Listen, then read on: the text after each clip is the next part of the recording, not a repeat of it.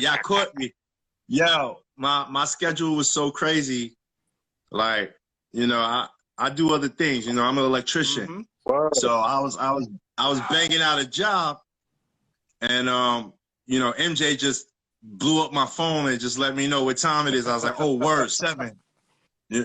I'm more used to hitting them at 9 o'clock. You know what I mean? Later on, the interviews be going, but 7's cool. Yo, you know, what's good with y'all? Chilling, man. We good.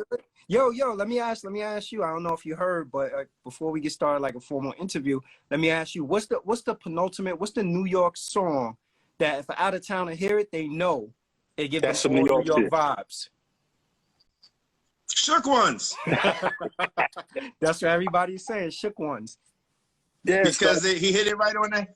Who was saying it? Who said it? Rosenberg. Yeah. He's right. He's right. That's straight. You can't get no more dirtier New York than that. Like gritty, grimy. Yeah, man.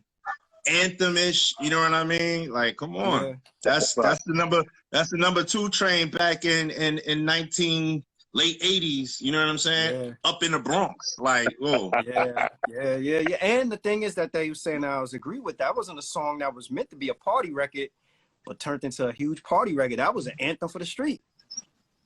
Nah, it when you say party, it's not that it was party like, you know, you go to see Paris Hilton and all of them up in there partying. It was Brooklyn Zoo party. Like, yo, we getting it cracking up in here. You know what I'm saying? Like, and it started a lot of drama too for some reason. It's fight music. That's the riot starter. Yeah. Yo, huh? But you know what's crazy? The other thing, cause I was in my car when they was talking about it, I'm like, damn, yo, why nobody said ante up? That's true. Because it's just time. Ante up ain't as old as Shook Ones. That's true. You know what I'm saying? Like, yeah. Shook Ones was, you know, it got more feet in the dirt. You know what I'm saying? That's a fact. So that's a fact. That's all that is. It's you know, it's who came first, and Shook Ones held it down. So, you know, you got to give it to Shook Ones. Ante Up is dope too, but you know, that one just takes the cake. Yeah, for sure.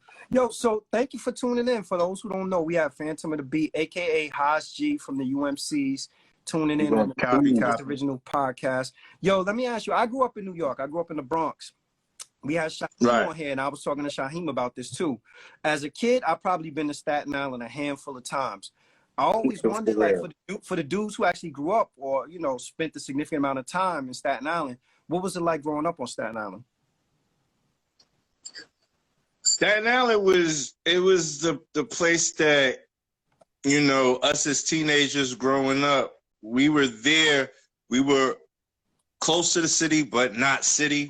So, you know, Staten Island was all about just, I don't know, that's where I gained my love of outdoors and rural, you know what I mean? And there was a mixture. Fishing. I was just talking to my cousin about fishing, some funny stories. We was talking about my cousin in Panama and his fishing escapades right now. But that's what we was doing in Staten Island. We was fishing, baseball, sports, totally mad sports. Right. School, you know, I used to date girls named Daisy and Celine, and you know what I mean? Like, you know. No doubt.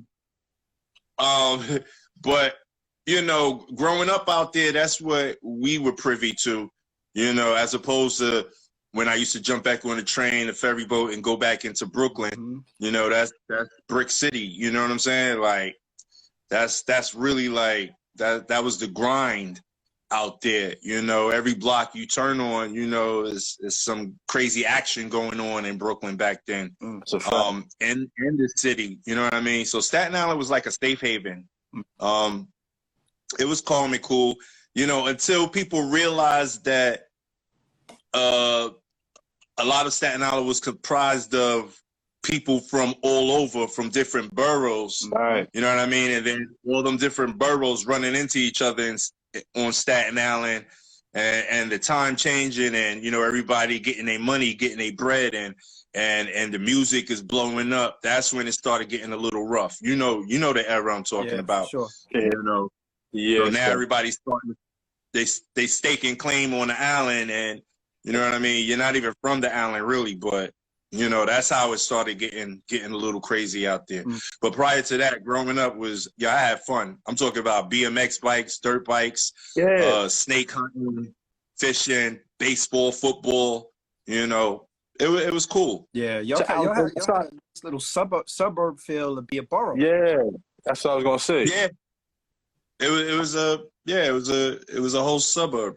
I mean, we grew up in the projects though, but our projects wasn't, you know, left rack or you're right, or pink houses, or you know, I think in actuality our projects was for elderly white people first before they moved out. You know what I'm saying? So, you know, back then that's what it was until they all moved out, and then it just became, you know, for us folk. Right. Actually, I think that's how most projects started. They were for white folk, and then we came in, and then the white flight took part, and they left. It was out after that. So what led you to jail hip-hop? facility? Oh, me? Oh man, hip hop is my blood. That's in my blood, B. I mean, I grew up in Brooklyn, like I said before. You know, Eastern Parkway, Flatbush, Crown Heights, Bed-Stuy, all over Brooklyn. And back then, you know, I wasn't that dude to just how could I put it? I had older family. I had older cousins, older uncles, older aunties. You know what I mean? They was already into the music. So, you know, me being a youngster, I would follow them. That's what I had around me. Follow them, learn from them. You know, my fam, they were always where it was supposed to be. You know what I'm saying? So I didn't slip up on anything. I fell right into whatever was going on at a young age too. So, you know, I'm the 12-year-old getting into the club with my cousins who's, you know, 18 and 17, you know, and I'm already in there. You know what I'm saying? So, you know, that's what it was from our Brooklyn part. And even in Staten Island, we was doing the same thing. If you think about it, the only way UMC's came out and caught a deal was for the fact that we never stayed on Staten Island. As much as possible, we got off. I kept running back to Brooklyn or running back to Manhattan. You know what I mean? So I guess at that point, you know, the aim was, look, we're gonna go get it and bring it to where we at out here on the island. That's a fact. See what I'm saying? And that's how we did it. But you're not gonna get it sitting on the island. You know, you gotta get across the water. You gotta jump in the boat, go where it's at. You know, be around the people that's doing it. And that's how, you know, that's how we started making our stake in the game. And it was, you know, it was a hustle. It was a hustle back then, you know. I mean, I'm talking about when I used to carry TDK, you know, cassette tape. You know what I mean? With 60 minutes? 60, 90 I had beats. Son, I had beats. Yeah, I would get the chrome ones, though. I had to get the maxed out chrome ones so my stuff looked a little bit more efficient. The clarity. You know? Yeah. I mean, I think that was all BS, but, you know, it looked good. You know what I'm saying? You know, we all knew it was a more expensive cassette tape. Like, the person actually invested in it. Yep. Yeah, they got me for my money. So how did the UMCs come together? Like, how did you and Kim end up meeting up? That was straight. Kim was out there before I moved out there. So long story short, by the time I got out there, by the time we caught summer jobs, because that's another thing we was doing in Staten Island. We had summer jobs. You know what I mean? So I had a typical New York life, man. That's New York living right there, man. Nah, but we wasn't sweeping up needles and crack valves and whatnot. You know what I mean? We was, you know, we was cleaning up the train track that only had one train to go from one side of the island to the other. So, you know, we had time before trains was coming. You know what I mean? You know, picking up the little bit of litter that was on the tracks. Yeah. But that's crazy you say that. It's crazy you say that because I told her in the house too, bro. He said, "What's good?" Peace. Get Rob. Yo, you say that because them summer jobs in them parks, man. Them shit, you do not want to clean them damn parks up, bro. I tell you, man. Yeah. Park is nasty stuff.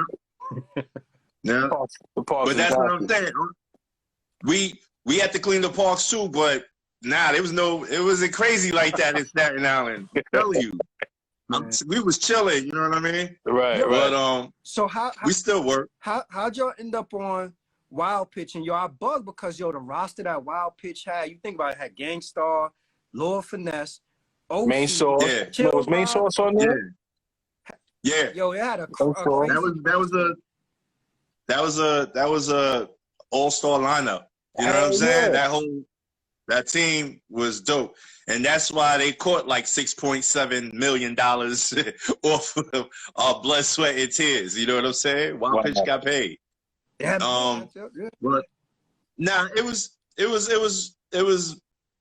a process. I moved to Staten Island. Kim was already there. We were in high school, junior high school, talent shows. These dudes from this side of the island's talking about this kid. Those dudes from that side of the island's talking about that kid. That's me and Kim. You know, these dudes rap. They're dope. Little battles here and there. You know, breakdance contests here and there. Me and Kim bump heads. Oh, you're the kid they was talking about? Yeah. You the kid they was talking about? Yeah. All right, so what you got? Oh, word. Okay, this is what I got. Boom, boom, boom. Long story short, you know, it made more sense for us to get together and make a crew, make a team, make a group, rather than, you know, just sitting around battling each other all day. You know what I'm saying? Like, we both got that thing about us. We both got a go-getting spirit about us. So let's go out there together. Two heads better than one. You know what I'm saying? We can make something work. So that's how we did it. And it took us a little while. You know, we were both part of a different group before. We started out with like a 5-man group, and it dwindled down to just me and him. You know, we actually ain't even dwindled down. We just peeled out. Like, we just jetted. You know what I'm saying? Like, get the fuck out of here. Based on what, though? Based on what? What eliminated the other 3 people? Work ethic? What? Synergy. Oh, okay. Work ethic, synergy. You know, this wasn't a match. They're doing rhymes that's different from. We're doing rhymes that's different from the others. Oh. You understand what I'm saying? Like, where we at is somewhere different. So it ain't gonna work. So let's just split it down. Let's split it down the middle. Y'all 3 go that way, and us 2 will go this way. Yeah. And then after them singles came out, there's probably like, damn. I was about to say that's probably what led to One to Grow On right there, son. Well, that's basically what it was. That's how we was able to express ourselves to the fullest. You know what I mean? Without, you know, anybody, other people hanging on, and we have to, I guess, convert to what they're doing. Or no, we found our niche, we found our style, and we did it. We did it together, and that's what led to Blue Cheese. That's what led to One to Grow On. That's what led to those #1 singles on Billboard. That's what led to UMC's on Martin. That's what led to, you know, the touring, it was just us 2. And our DJ, of course, and our, you know, other producers that was down with us, which was R&S. Yeah. Between R&S, myself, Kim, and Kid Magic, we the ones who put it all together. Yeah. That's crazy, yo. Go ahead, Shaq. I was going to say, so back then, I mean, I'm thinking about like with the businesses like now, but back then, Wild Pitch, when y'all went to them, did you go to them and be like, yo, we already got the album, we produced everything is all set, we good to go? Or did they open up a budget for you, and then y'all did the stuff and was actually compensated as musicians as well as, you know, artists separately? Yeah, that word didn't exist back then, compensation. Come on, stop it. Nah, I'm just joking. So what ended up happening was, you know, demo tapes, doing shows, doing, you know, videos, hanging out with rappers. And all right, what's the hustle now? Well, we want to get our demo heard. So, you know, we're running the streets, running up to every label. Back then you could run to the labels. You can, you know, get in. You could say, yo, I'm here. I want to play my stuff, blah, blah, blah. You know, either they're going to take it, throw it in the box, or they'll get back to you next week, 2 weeks from now, you know. But so we was doing that trip one day, and we probably did like 4 or 5 stops in the city. And the last stop, we got up to, I think it was on 27th Street, somewhere around 27th, 29th Street. And this was the last stop. So we're going to Wild Pitch, and we walk into the hall, and we get ready to get on the elevator. And at the time, we did dance for Guru and Primo. Okay. And in a few of their videos, you know. So while we was going up to Wild Pitch, you know, Primo and Guru, they was like, what are y'all up to? It's like, yo, we trying to get our demo heard. I was like, come on, son, don't do it like that. Y'all not gonna do it like that. We gonna show you how to do this. Big and I know that was Guru right there. Nah, we ain't get it at first, and we was hesitant, like what? You know, Primo Guru, yo, just give us the tape, and we got you. What do you mean you got us? We want to go. Trust me. So, you know, I mean, back then, you know, we're all good kindred spirits. You know what I mean? They were out, they were hot, and we said, let's do it. So we gave them the demo. We ain't even stepped foot in Wild Pitch. Probably like 3 days later, we get the phone call from Primo and Guru and them. Yo, Stufan wants to sign y'all. Word. Say word. Right. Yeah, that's how it went. That's the original. We never met Stu. None of that. We was just ushered in. You know, based off of a lot of work, though. You know, to even get to that level. But we got ushered in, and by the time we got there, we didn't have an album done. We just had a demo, small demo, probably like 4 songs, if that. Bluecheese and When to Grow On were the top 2 that were on the demo. They don't even sound exactly the way the demo sounds. You know what I mean? So how did it feel going, knowing that your guys went #1 after all that work? I mean, it felt good to have a #1 record. It would have felt better to have #1 status or #1 money. You know what I'm saying? That's a fact. So, yeah. But those were learning curves that we had to endure and embark, you know, to go through at that point in time, just to, you know, figure it all out for ourselves. There was a bunch of learning curves, and I'm proud to say that, you know, we made it through. Because you got to remember, UMC's were 2 young men who pushed their way through to get to where they wanted to get to. You know, we didn't come into the game, you know, beyond just being ushered by Primo and Guru just to get that deal. Right. We didn't have anybody to school us or to, you know, give us the proper training or you know, we ain't have none of that. We stomped the pavement. We figured it out for ourselves. And you know, it was school of hard knocks. We learned on our way, you know, going through it. So I wish we knew more, but you know, it's always a first. And the first one's got to take the blunt. They got to take the blunt of the blow, you know, in order to bump your head. Yo. Yeah, we got to be the ones that bump our head in order to you know, make room and show for progress, and you know, to help the ones after us get through easier. It's so funny you say that, because one of the questions I have for you, I was thinking about this today. Everybody wants to be first to do something, but I don't think a lot of people really take into consideration like the pros and cons that actually come with being first. That's right. And I was thinking, I don't know if you guys remember, but you remember Gateway Computer? Gateway Computer was like the Dell before Dell, where they were making customizing personal computers and stuff like that. They had wars. They were taking off. Shortly after that, Dell came on the scene, and I think Dell learned from them. And and Gateway ended up going out of business. So my question for you would be, I guess, like, what are some of the pros and the cons with being first? And I think this comes up a lot in hip hop because perfect example. Perfect example. UMC's. Would you say Gateway? Yeah.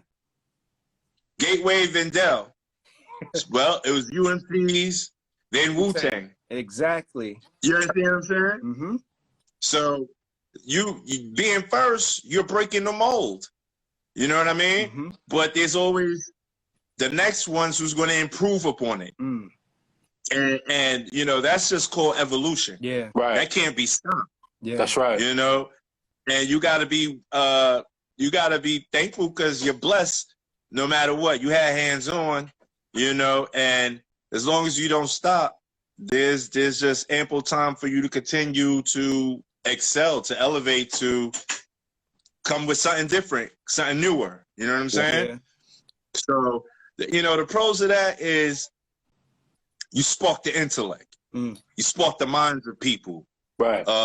You're the original. You're not a carbon copy. Right. The cons is you gotta tread through the dirt. You know, you gotta eat a lot of shit. You gotta bust your ass. You gotta struggle. You gotta convince people to believe, to want to partake. You know what I mean? Meanwhile, they looking at you like you nuts. Yeah. Or you crazy for coming up with something new or something fresh, because they don't understand that concept. They can't see what you see. You know what? You understand what I'm saying? You know what drives me crazy though with that shit? Like when you start talking with for hip hop, because I look at like our founders, you know, the pioneers of it, and the pioneers came in and laid the blueprint for people now to make millions and millions of dollars, you know, that may not have nearly half the talent that our forefathers and our pioneers had. So even with the evolution of it, it's just like it's crazy. Because think about a dude like Kool Herc, compensation, a dude who's acknowledged as the person who created the shit, compensation, versus a dude like Soulja Boy. And no disrespect to Soulja Boy, but it's just you know, how you call it, like that. It don't balance out. It don't balance out. I mean, at the end of the day, you know, and this is how I like to see it. You know, you're a, I don't know if either one of y'all are parents. I am. But I'm a father, and as the father, and I'm sure it was the same thought that ran through my father's head. He wanted to make it easier and better for me, and it's the same thing that I want to do for my son. So, you know, I hope it's better for the ones after me. Yeah. You know what I mean? Right. And it's not to say that if I keep my wits about myself, that I wouldn't be able to participate in what's going on now, because that's basically what I'm doing as well. I'm still participating. That's you know right. what I'm saying? Yeah. In the frame of things now. So, you know, and I've learned from my own mistakes. I've learned from what I did then, and watched how the ones that came after me started doing it, and then I'm learning from them. So now I'm going to leapfrog again. Right. And you know what I'm saying? Yeah. Okay. As long as you stick with what you know what I mean. Continue to perfect your craft, and you know, don't let this thing sit heavy on your heart. Right. Oh man, you know, we didn't get that, and everybody's blowing now, and they doing it different, but they didn't, you know, they ain't have to grind like we grind. I'm sure everybody grinded in a way, you know what I mean? It's just today's grind is so different. You know what I'm saying? Facts. And to the modern man, the modern kid, the modern youngster, rapper, you know, I'm sure they find the same obstacles and troubles that we found in our time. You know, it's just a new time, a new age. So, you know, that's what Ayatollah said. You're a vessel, man. You gather this information, you go through the experiences, but then you share your wisdom, you share your knowledge with those who are just as inspired as you, and they might take off. You know what I'm saying? They might do something different. I have a question Right. though.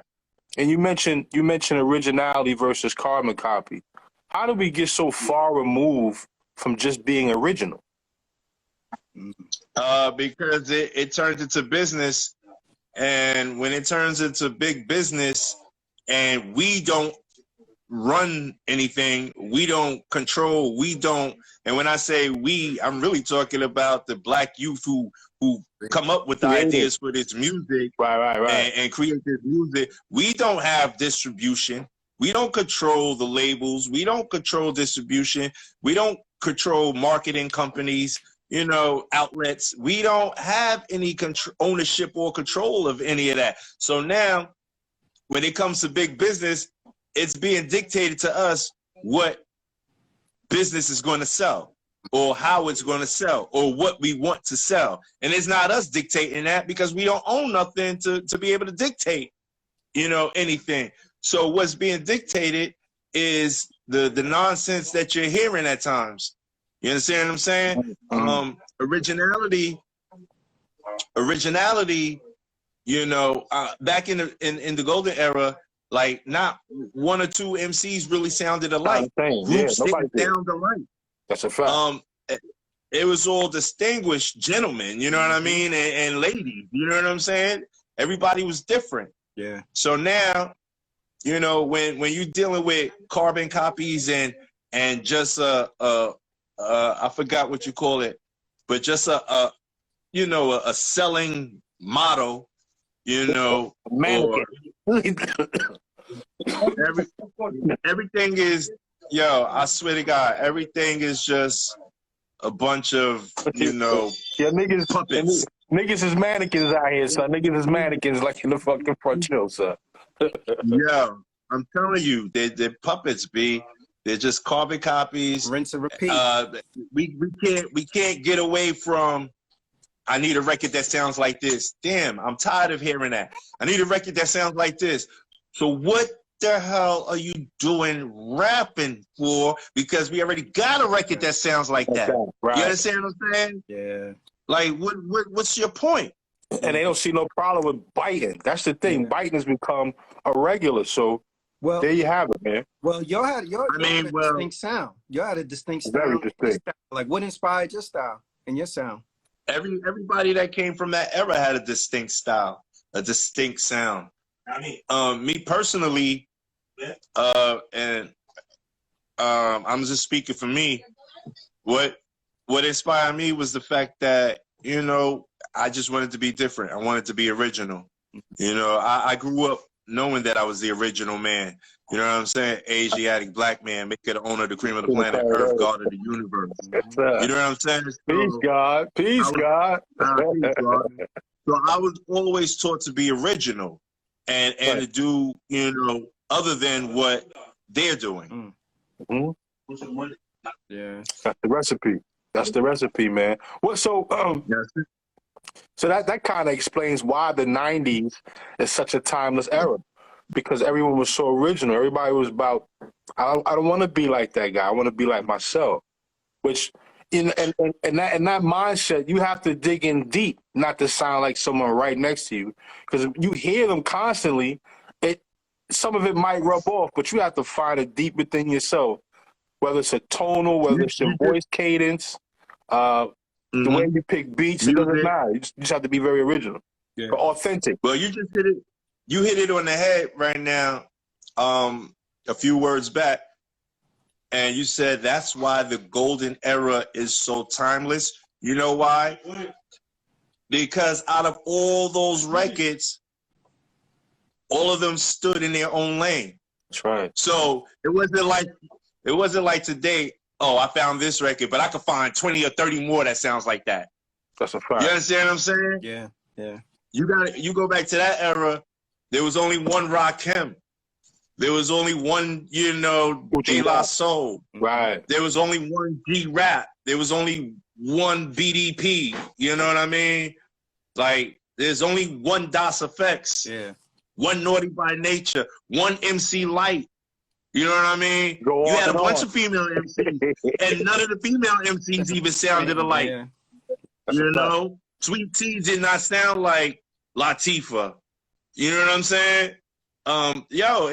It's crazy. So all those records had their own individual,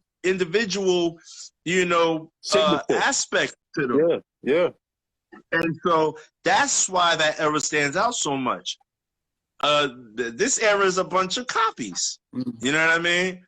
That's the only era that you can't find anything that sounds, that is so diversified. Yeah. So that's why we tend to run back to that, because I want to hear that thing that, you know what I mean, I haven't heard in a while. I still keep running back to it. Yeah, it's the corporations, the record labels. Once you start hearing the record labels being called machines, that's exactly what they were doing. You know how you call it? They just pumping it out. Yep, straight up carbon. Now don't get me wrong. I still see some evolution happening. Yeah. With everything. There's growth. There's some growth going on. So not all of it is. I see the growth peeking through. You know what I mean? But you know what that's consistent with? Look at that's consistent. Also, think about it. You see the growth, but also you see is the demise of a major label too. Right? Yeah, exactly.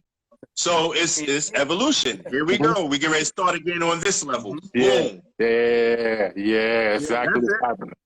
That's exactly now everybody gets to do we get to do what we want to do again. You know what I'm saying?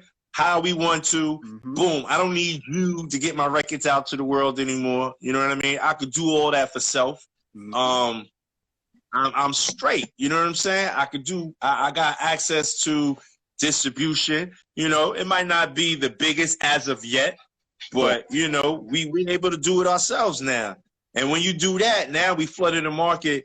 And we're opening the market because now there's a whole bunch of unseen, unheard of talent that's starting to make its way through. Untapped, making its way through now. Because it's accessible. And it's just a matter of time before something else new catches on, and you start to see that trend and that wave, and you start to appreciate and respect the fact that this is just an evolutionary cycle. Yeah. Yo, from the first album to the second album, it seemed like you guys changed. We talk about evolution. The first album, when I listened to the first album, I don't even think I remember y'all cursing on the first album. The second album seemed much more dark. And I think the first album, I know RNS was involved with the production, but RNS I don't think was involved with the second album production, right? He was. He was? Okay. But what happened? Why the shift from album 1 to album 2? Because like I said, album 2 seemed much darker than album 1. It was called Life. And when life happens, we were first those kids that was happy that we caught a record deal. Right? We were nice. You know what I mean? We got to travel. But by the time it was royalty time, how come we're not seeing the checks? With 2 number 1? How come we're not seeing it? How come we're not seeing that money?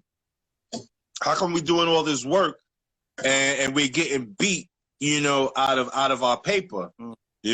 How come it's Christmas time rolling around and I'm asking my record label for an advance or something to help me go through the holidays? You know what I'm saying?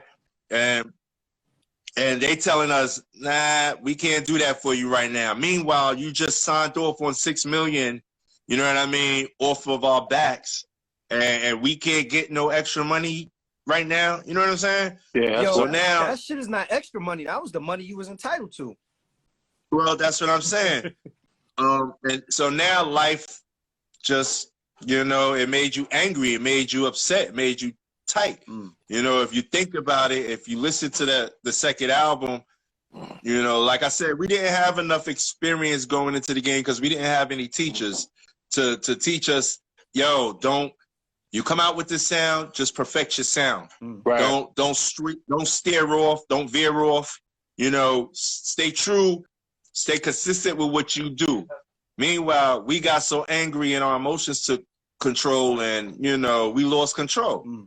So that's why that album sounded the way it sounded. It was just something to throw out there. We was dissatisfied. We weren't happy. We wasn't feeling good. And That was the bottom line. That's what led to that album. There was a lot of disgruntledness in there. Yeah. I know you know, a lot of people heard it. They couldn't understand it. They thought, oh, they just trying to be hard. They want to sound like DOS Effects. They want to sound like EPMD or, you know, they trying to be hard. No, we wasn't trying to be hard. We was expressing the inner disappointment and hurt and you know what I mean? And we almost felt beaten. We, you know, felt beaten down, run down. Yeah. Yo, they put in a lot of work. We talk about that a lot with like a lot of artists that we have come up that have gone through similar experience like you mentioned. And I always ask them, like, when you have an experience like that, does it make you, you know, do you become disenchanted and be like, yo, fuck it, I don't want to make it? Some people do. But, you know, where's your heart?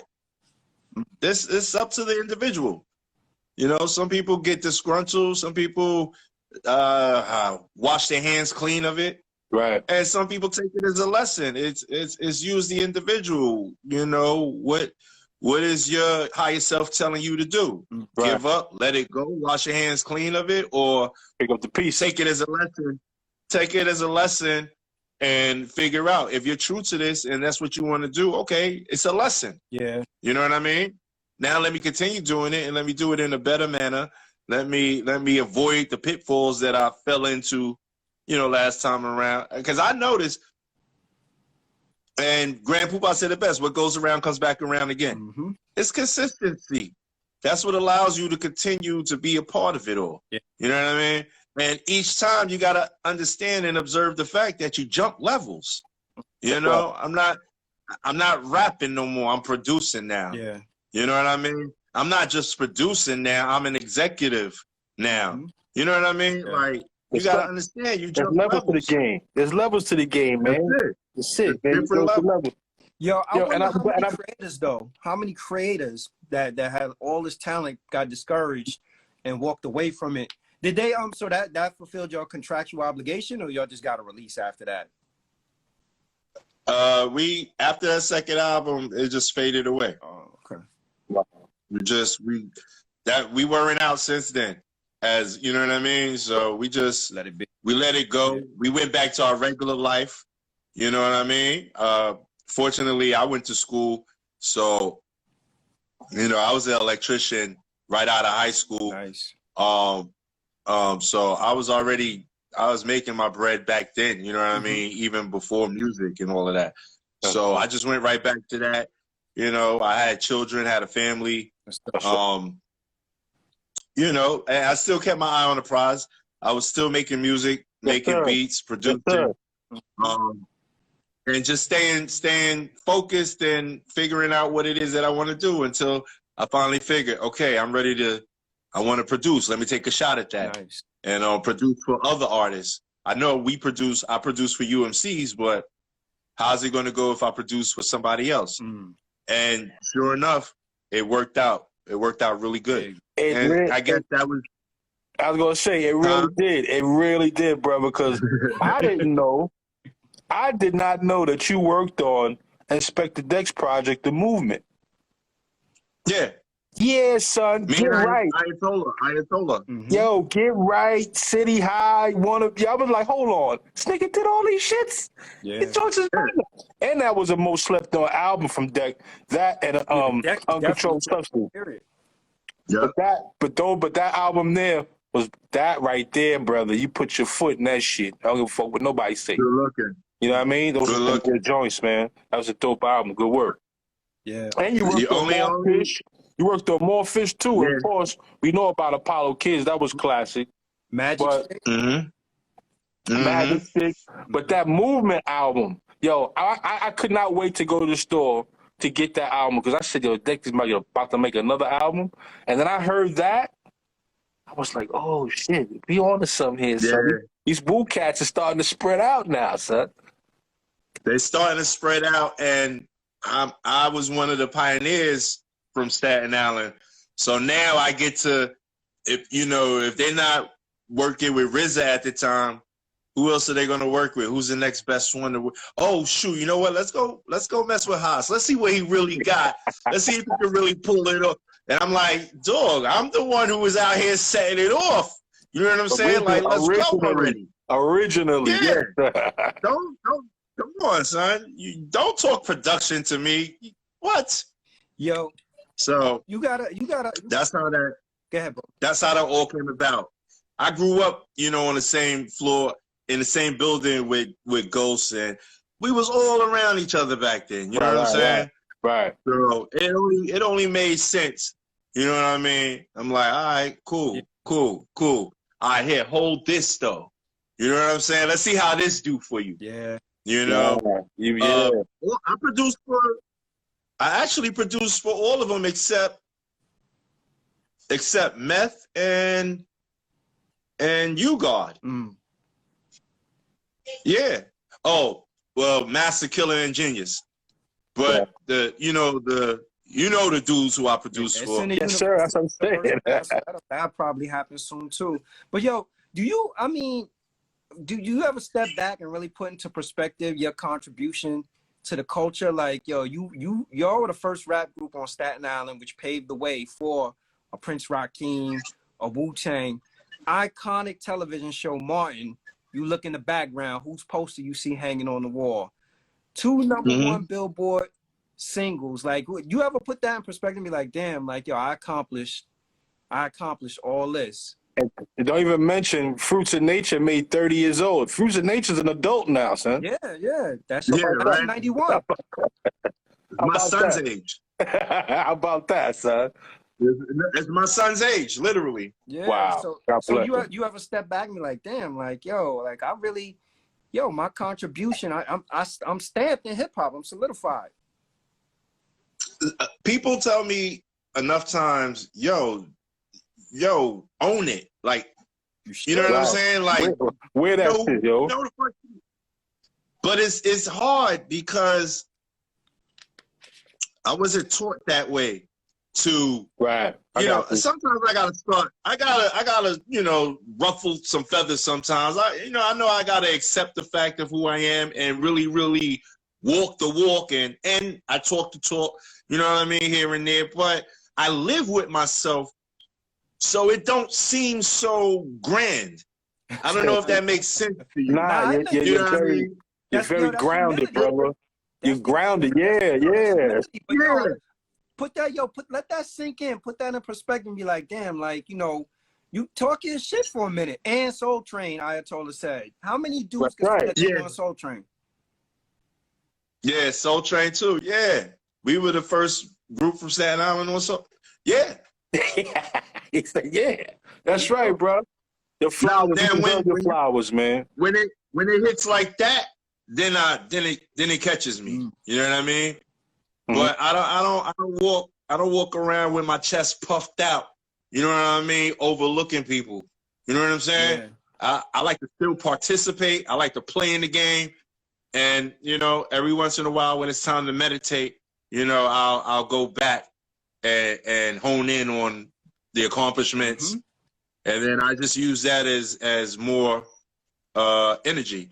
Right. More ammunition, to move forward. Yeah. That's right. Yeah. I happened to we had Marissa on here, and I went on the Hip Hop Connects, and the first thing I seen was the album. And I was like, yo. And I noticed that y'all got a documentary coming out. So I trailed through that and went through that. And in there, it said DJ RNS gave his entire Stacks collection to RZA, and that's what gave us 36 Chambers. Wow. That's official. Bro, I gotta give you your flowers, man. Come on, man. We gotta do something for these guys, man. That's official. These guys is pretty much hand-delivered one of the best rap groups in hip-hop history.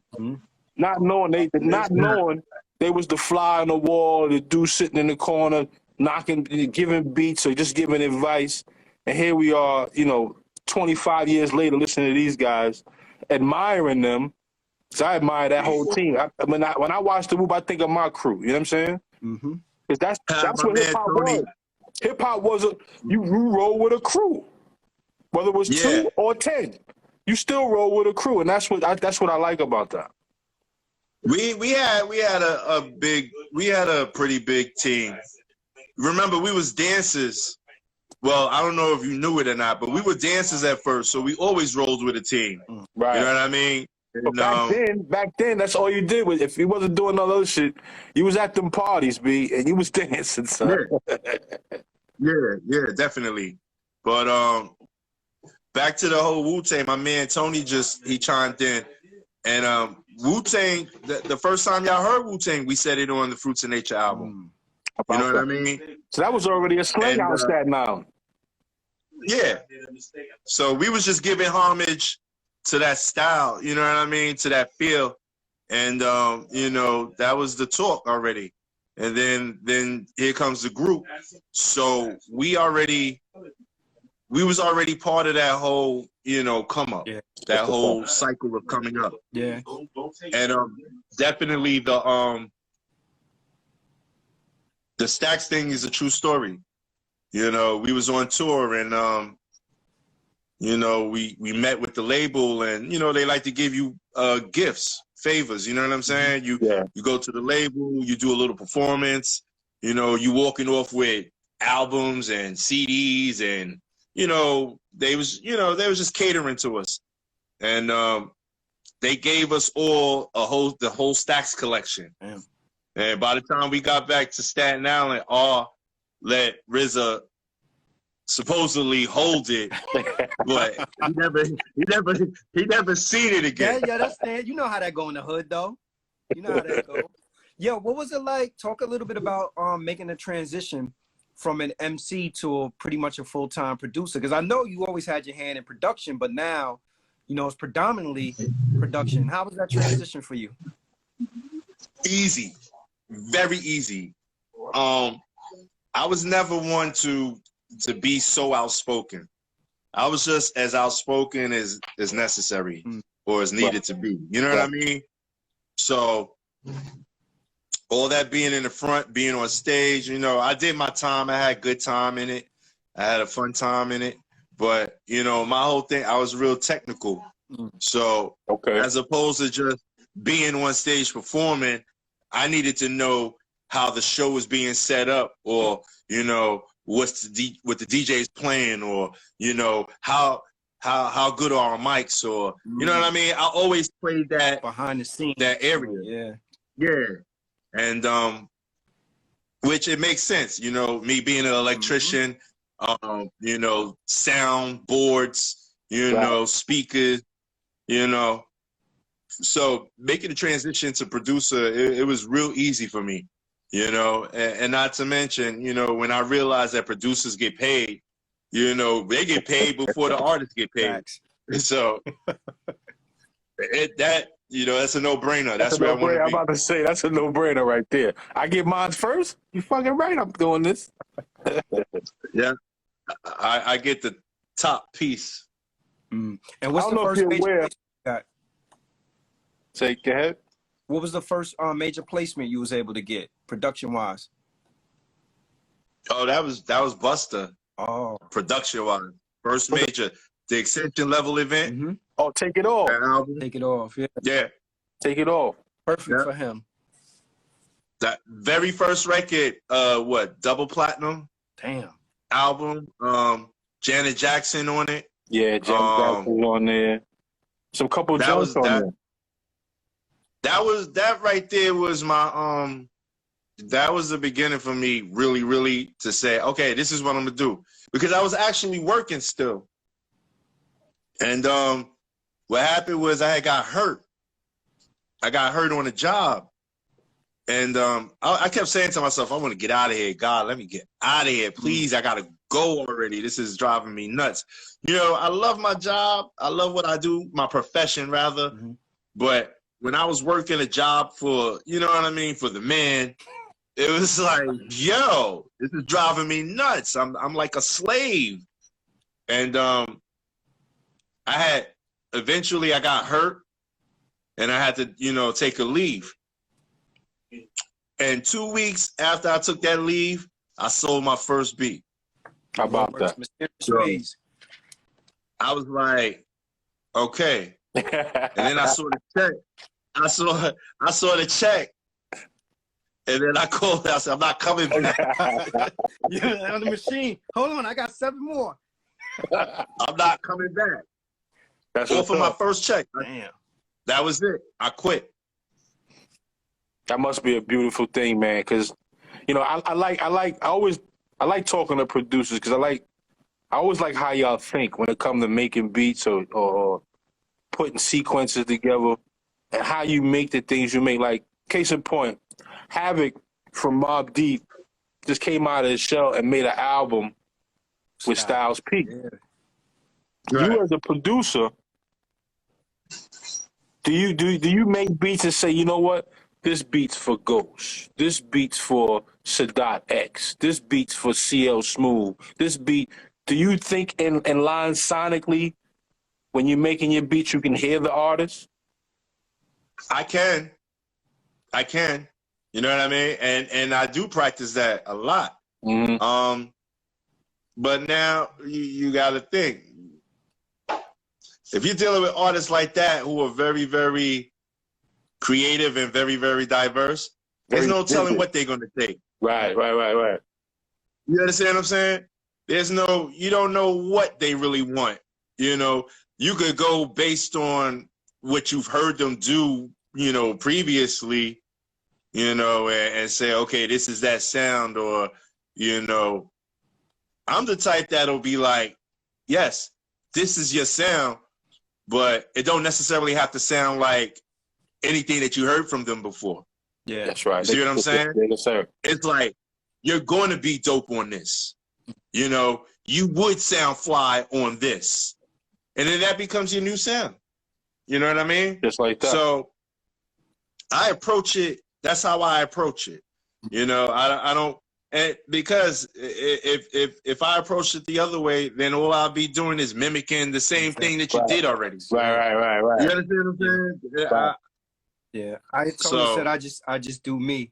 Yo, have you ever really had the selling artist on the beat? Like you felt so compelled, like this beat is the perfect beat fit for you, and the artist didn't see it, but you had to sell them and convince them that it was for them? I never got that far at all. Like I always got callbacks for sales. You know what I'm saying? Like I would get the call, yo, you remember that you gave me blah blah blah this time ago? Yeah, we want to use this one and we want to use it now. Okay. You know what I mean? Yeah. Okay. I leave it. I don't even when I go into the studio with artists, COVID done hit, so all of that got shut down for a little bit. But when I used to sit in the stew, or they come to me and I'm playing, I sit back and watch. I observe. I wait to see, you know, what you're rocking to. Right. And then when I see that, then sometimes I'll be like, okay, let me just go for the kill. Then I'll go to something in that zone. You know what I'm saying? Right. And then that'll be it. That'll be it. Yo, that's the one right there. All right, cool. But I like to let them, you know, do their thing because, you know, you want to give them more than just what they're used to. Because at the end of the day, this is going to help them excel as artists as well. You know what I mean? They want to be challenged. You know, at least I like to see an artist challenged. Yeah. You know, if you rhyming over the same 1-2-1-2 all the time, I'm bored. Yeah. You know what I mean? That's what I like about your production. When I listen to your production, it stands out. That's why I like the movement so much. Left field. Yo, son. Yo, you can't put me in one box, my G. Not at all. Not at all, man. And that just shows the creativity in you and what you do. Are there any artists that you're working with at this point? Hip hop. I'm working with a lot of artists, but you talking about anybody that's like top tier that's out right now? Yeah, in general, somebody we may know even from our era. Oh, I don't know. Who am I working with from our era? Nah. There's some possibilities going on. There's a couple of possibilities happening. You know, if you check the discography, you already know like where I tend to pop up at. every so often. Every so often. You know what I mean? Yeah, you might you might slide by that one right there. Yeah.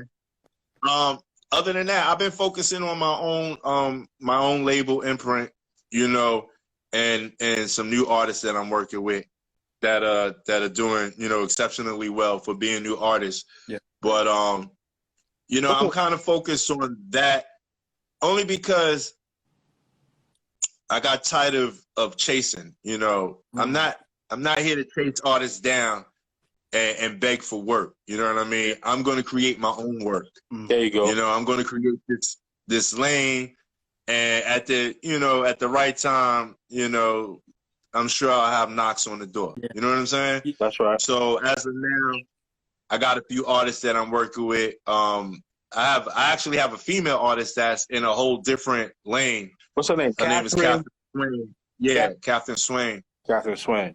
And yeah, she's totally something different for me. I got Snooze. He's from Long Island. Snooze is kind of, you know, he's newer, but he's from our era, you know, as far as process and style and creativity. Right. He grew up with her. You know what I'm saying? Right. So he's right. He's good for right now. You know, I just did Pop the Brown Hornets album. Okay. So that was fun. It should be up to drop another new single that we did come top of January. So I'm looking. I guess everybody could look out for that. Yeah. Ayatollah says send him a joint. Thank you. Ayatollah says send him a joint. What are you talking about? He's sitting on joints. He's sitting on crazy joints, right? Ayatollah plays some heat for us. You know what, to ask you, I was listening to like the compilation project you had out, and there was a dude on there, a singer, and it was a song, but the cadence was like the Stevie Wonder part-time lover joint. Who's that dude? Oh yeah. That's my man Dre Wonder. Yeah, that joint's hot. Yeah, thanks. Yeah, that a lot of people aren't aware that I put out a compilation album too. That was the beginning processes of me becoming, you know, an independent, you know, producer, A&R, executive, all of the above. That was my first, you know, mission in regards to taking on this role. So the album's called Audiodrome. It came out a couple of years ago, you know, and it got some bangers. Yeah, it got some fire. You know, I put together, they got some fire on that album. You know, a lot of people need to go back and go check that album again. For real. There's still a lot of work to do with that album, actually, because I think it's a sleeper. So, you know, we're going to figure it out. But I put together some, you know, a diverse group of artists, you know, from reggae to hip-hop to R&B, all on one record. So, you know, and there's some big surprises on that record, too. Some milestones I reached on that record. Like, we got one record featuring my man Chip Fu from Fushnikins that it held down like 5 of the top reggae artists on one record. You know, who does that? You know what I mean? That record is crazy too. Yeah. That's dope. Now I'm looking at all the comments and I'm not, although I'm technical, I'm not quick like that. I'm so focused on talking and all of that. And you know, it's just hard for me to get back down and write or type in. So I just want everybody to know I'm definitely scouting. I'm watching. I'm paying attention. I see all the love. You know, I'm glad y'all all out there, and you know, just spread the word. Yeah. You know, the other thing I want to ask you, is it true that Trina was originally on Magic Stick? Yeah, definitely. Did you hear you heard her verse? You heard her verse on it? Nah, it ain't make it that far. Okay, because I was no disrespect to Trina, but I just in my mind, I'm like, that joint right there, I'm like, with Lil Kim, perfect joint. Yeah. How'd that come together? You're about to say, where were you when you made that? Man, listen, I don't know how many 40s I done had. I don't know how many. I was in a house full of blunt smokers, you know, so I don't know. I was in Brooklyn though, and actually that was one of the beats that, you know, and it is a perfect example for people to learn from. You know, don't ever throw away anything if you're a producer. Don't throw away nothing, and really don't listen to anybody. You know, if you're going to do something and you feel it's right, you know, do it because you want to do it. Don't, you know, do it because you're forced to throw it away or you know, people don't like it but you like it. That's part of being original. That's part of doing you. That's part of being your creative process. Different. Yeah. Creative, you know. So that was one of the beats that after I made it, they said, yo, you must have been smoking more of this than we are. You know what I mean? Throw that's trash, that's garbage. Get rid of that. And I swear to God, I said, nah. I said, no, what you smoking might not be proper. You know what I'm saying? Like, 'cause if you don't hear this, nah, that ain't it. So I saved it. And at one point, you know, my man Giz, who's my cousin, he was DJing for 50. Mind you, I did work on 50's mixtapes when 50 was starting to blow up. And so by the time he was signed with Dre and all of that, my cousin was his DJ, and you know, I just shot the records over. Nice. And that was it. Sha Money already had the studio set up in Long Island. We went out there. 50 already dropped his lyrics to the beat. We went out there to do a little mixing, figure out Trina's off and Lil Kim is on. And that was it. We finished the record, we mixed it. 50 was on the road, you know what I mean, moving around already. And I was just about to start welcoming the universe's good grants and gifts and all of that. You know what I mean? So from that point on, production it started excelling. Yeah. But you know, they say you're only as good as your last hit or whatever. I think if you fall into that and you listen to that, you know, you're really gonna be looking too hard. You know what I'm saying? Put yourself in the box. As opposed to enjoying the journey and just accepting the surprises that come along with it. You know what I'm saying? Because at this point, you never know when, where, how it's going to happen. That's what I learned throughout the journey. Because, you know, I could be sitting down one minute and dead ass broke. And then that same day, I could open up the mailbox and have a check for racks. You know what I'm saying? Like, wow. Yeah. That's all the work that you put in. Right. Yeah. So, you know, sometimes you gotta fall back and just enjoy the journey. Right. You know, be willing to embrace the anticipation.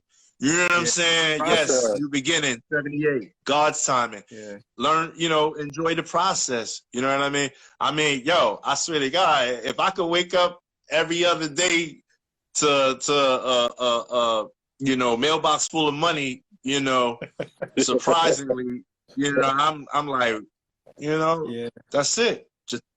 Just wait, man. Accept, dude. Similar to your story, I was thinking about. We had Arsonist from the Heat Makers. We was talking to him, and he was telling us that he almost threw Dipset anthem beat out that he heard. He was like, nah, this is not it. I'm gonna get rid of it. So that's a similar experience to yours. Like the reason why guarantee you never get rid of anything. There's a lot of producers who you know ran down that road where they wanted to get rid of something. But I learned early because, you know, what was Fat Joe's new saying? The new saying is yesterday's price is not today's price. Today's price, you know baby. What I mean? Right. But at the same time, you know, I'm selling beats that I did 10 years ago now. You understand what I'm saying? Yeah. So I can see you that. can't. That's why you got to have the You archive. can't. That's right. Yeah. You know what wasn't good then maybe it's perfect for now. For now, right? You know, Sometimes things gotta mature. maybe that artist finally showed their face for that particular beat that you was ahead of your time for making. You know what I'm saying? And now the perfect artist is here for it. That's a fact. You know. Or the perfect situation. That's right. Yo, you know what would probably drive me crazy? I'm not a producer, but if I made a magic stick and it was out of here, and then the next person who approached me be like, yo, you know what I want from you?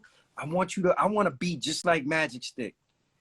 Like, it happened. What kind of shit is that? Like people, they see you make a hit record and they like, all right, yo, give me something similar to that. I heard Havoc say before that everybody was coming to him like, yeah, I need a Quiet Storm. Make a beat just like Quiet Storm. Like, it's because these people, they're not leaders. You're not dealing with leaders. You're dealing with followers. You don't know that?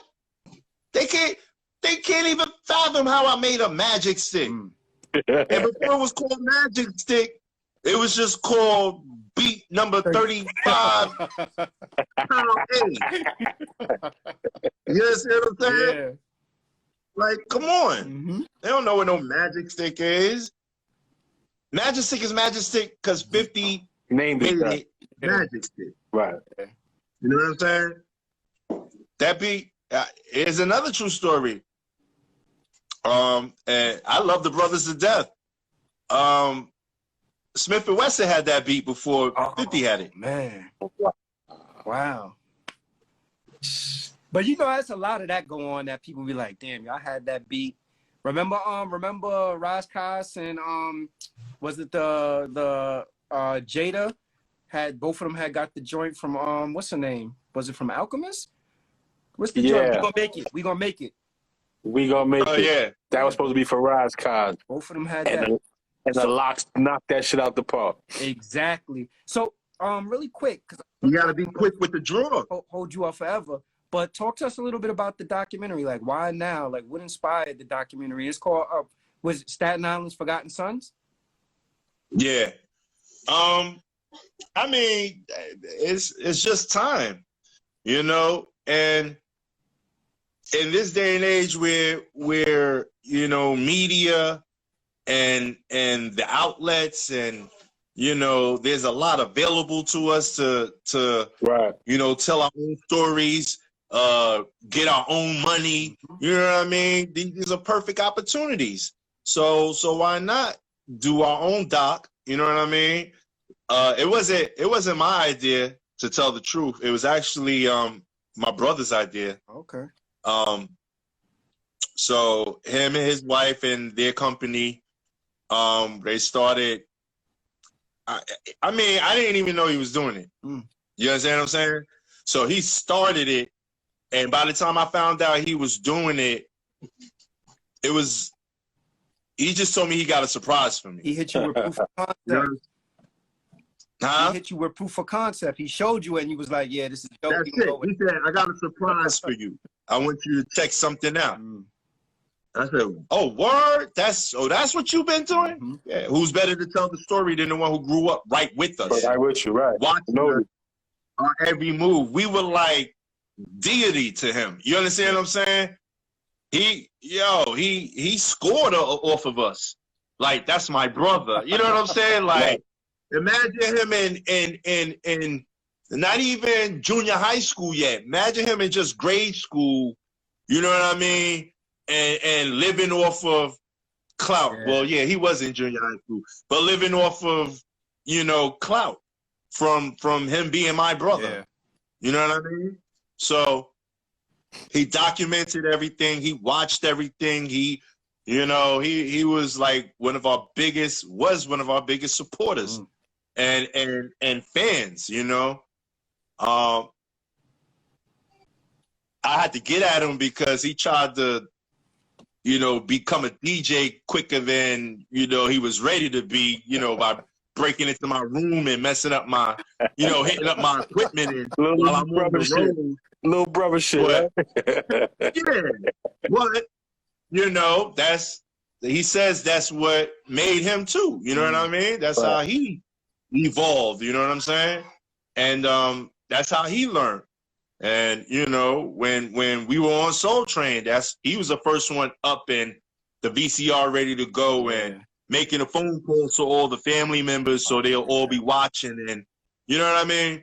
And now my brother's a man and he grew up in the game with us. He also did some production on with Ghost and because my brother was part of my team, production team for beats. So he's an excellent producer as well, you know. Shout out to your brother, yo. Yeah, that's Boo Hoo. Yo, let's take a couple of questions from the chat. I see producer Big Stack said, Haas, how much of a hand did you have in the production of Fruits of Nature? Me and RNS, period. That's what it was. So I had total hands-on of the whole album.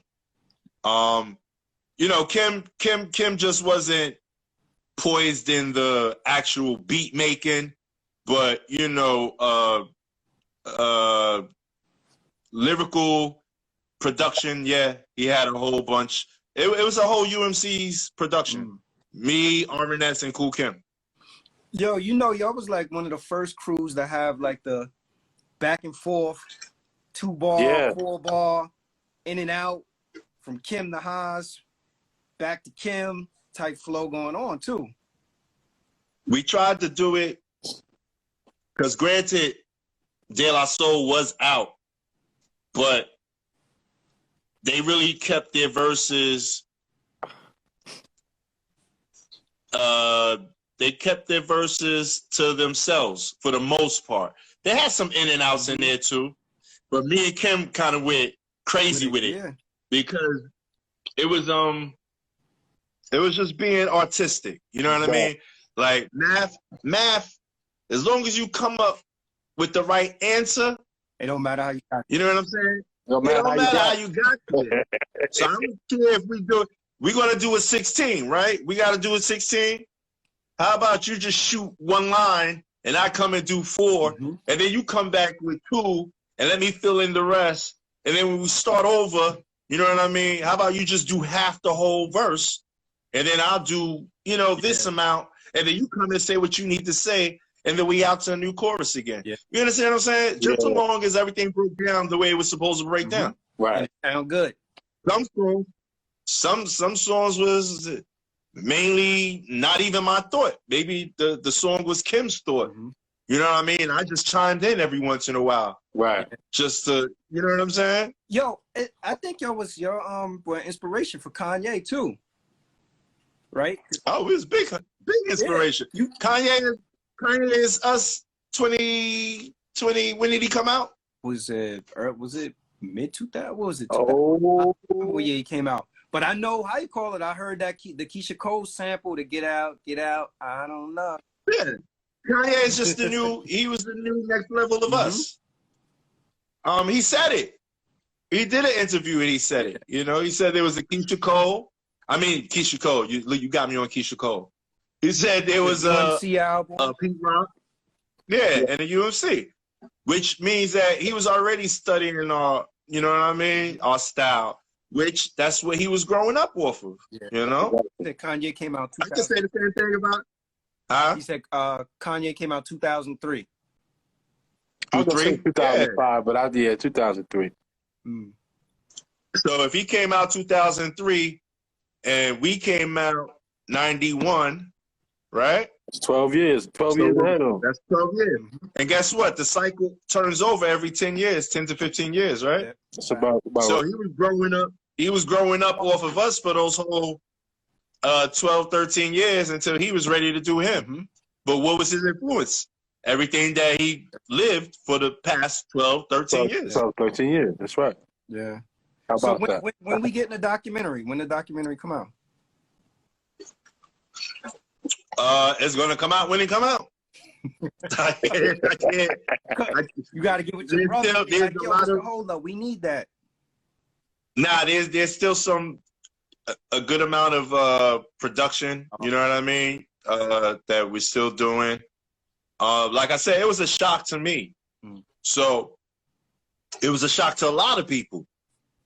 Now, once people caught wind that, oh, shoot, all right, now the doors are knocking, phone calls. Yo, you got to do this part. Yeah. Yo, I got some stuff for you. You got to see. Yo, so now it starts, the snowball effect, it starts getting bigger. Exactly. So when it was supposed to just be this much, now it's turning into something even bigger. You know what I'm saying? Yeah. So there's a whole bunch of, ideas, a lot of input, I mean, we're still going to keep it with the core. Yeah. But, we're not going to, shut anything down for sake of, we want it to be as dope as possible. Yeah, you want it to be right. Yo, just promise me though that y'all don't get like creator-itis and it become a unfinished product. It should be the detox of documentaries. When he was... I hear you, but I can't foresee that. I don't foresee that happening. Why I don't foresee that happening is because it's going to tie into what's going on now. Okay. Right. You understand what I'm saying? And I got a whole lot that's going on now. Yeah. So all of that has to spill in and spill over. You know what I'm saying? Yeah. Yes, sir. There's a method to the madness with this whole thing. Mm-hmm. So when people who are just observing for the first time or whatever, they looking at it, that's just like when you see an artist or a producer that comes out and he's like, damn, how come he got so many hits out right now? How come he got so many records out right now?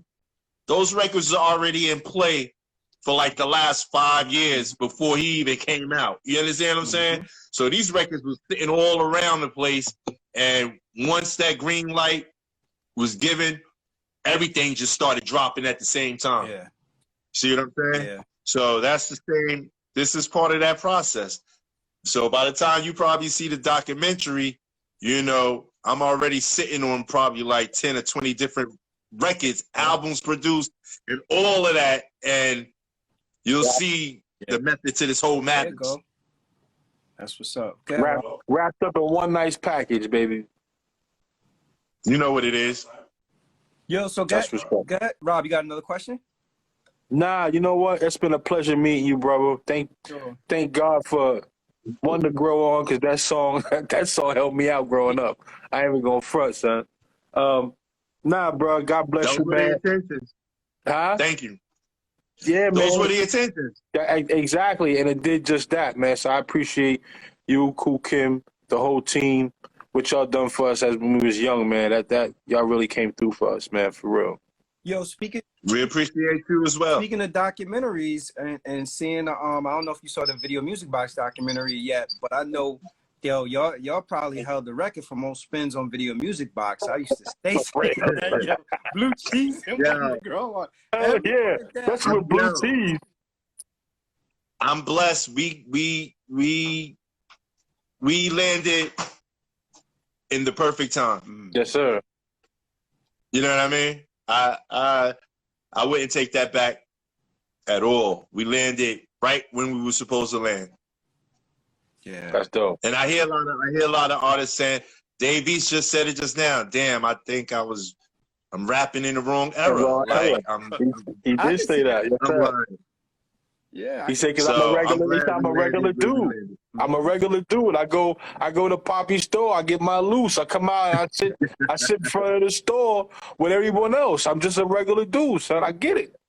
Yeah, I can see that. Yeah. I just want to give a couple of shouts. I want to shout out. I want to shout out my brother. You know what I mean, Boo, Sarah. I want to shout out MJ. I want to shout out Snooze, Rekka, Captain Swain, Pop the Brown Hornet, the whole Staten Island, KRS and Rakim. They get ready to come out to Staten Island in another couple of weeks. Yo, that should be dope. I'm seeing next Saturday. KRS, Rakim, forget somebody said quite a few people. EPMD. Okay. That night they're gonna do a nice little tribute to my man RNS too, because RNS, he produced. RNS is the godfather of the production from Staten Island. Yeah, hell yeah. That's how it all went down. Yeah. So, between, myself, RZA, there you go. Those are the producers out there. You know what I'm saying? That's how it started when it came to production. Yeah. Shout out to the Force. the almighty Force MDs. You know, they were the first group from Staten Island like that. You know what I'm saying? R&B, hard, heavy, hard body. Go check for that record we did too, called Daydreaming by Pop the Brown Hornet and Force MDs, produced by myself. Nice. Yeah, we got some things coming out. I got some surprises for everybody. And you know, like I said, yo, this is a evolutionary process, you know. As long as you here, you got as long as you here, you breathing, you keep on going, you know what I mean? My condolences to everybody who lost family and friends. But while we here, we got work to do. We just gotta keep it going. Yeah, we gotta keep it going. Oh, I was about to, my homie, my little sister Adrian. But see, I shouted her out before. She didn't hear me. New beginnings. You know what I'm saying? So she be popping up on there. Now she just had to hit me with the, you know, the boop, boop. Right, yeah, right. Nah, but she, my little sister's, she's dope with it. You know what I mean? She's like a real, she's the same as, she strikes me the same way as my brother strikes me when he's doing this, setting off the biography, the biography, documentary. Yeah, damn, I'm already on biography. Yeah, book. There you go, anyway. Bro. That's the energy. Yeah, see, I'm already ahead of it. Yeah, she strikes me the same way because she's been nothing but a avid supporter and fan as well. She been back. She came up with me back. Wow, from the beginning. And, you know, she used to work at Fat Farm and all of that. And, you know, back in the days, and, you know, we used to go to the studio up the block and she just pop her head in every, you know what I mean? Whenever she needed to, you know what I'm saying? Chill, chop it up, you know, get the scoop on a few things, you know what I'm saying? But all in all, throughout the journey, she's always been there. So, yeah, Adrian, little sis, she's dope. And, who else I got to shout out? Man, I just, you know, at this point in time, I love the world. I love my family. I love my kids. There you go. I'm enjoying what's going on. Yeah. You know what I mean? I'm not frustrated. Man, listen, there used to be times where you used to be frustrated until you realize, yo, that frustration ain't doing nothing for you, bruh. No. Nothing. That's that stress. It's giving you a headache. That's all it's doing. Actually. Well, yo, we appreciate you, man. Thanks for pulling up. Thanks for having a conversation. Thank you. Thanks for being open. This was a dope conversation, man. I really enjoyed talking to you, bro. Oh, and shout out to you guys. You know, without the platform, you know what I mean? This is truly necessary. And you see how this blossomed. Mm-hmm. We was not doing this before. Now we living like the Jetsons. Like, really? Like, this is what they was doing. Cogswell and they was having Zoom meetings already back then. Yeah. Come on. It's a fact. You got a point. Let's get it.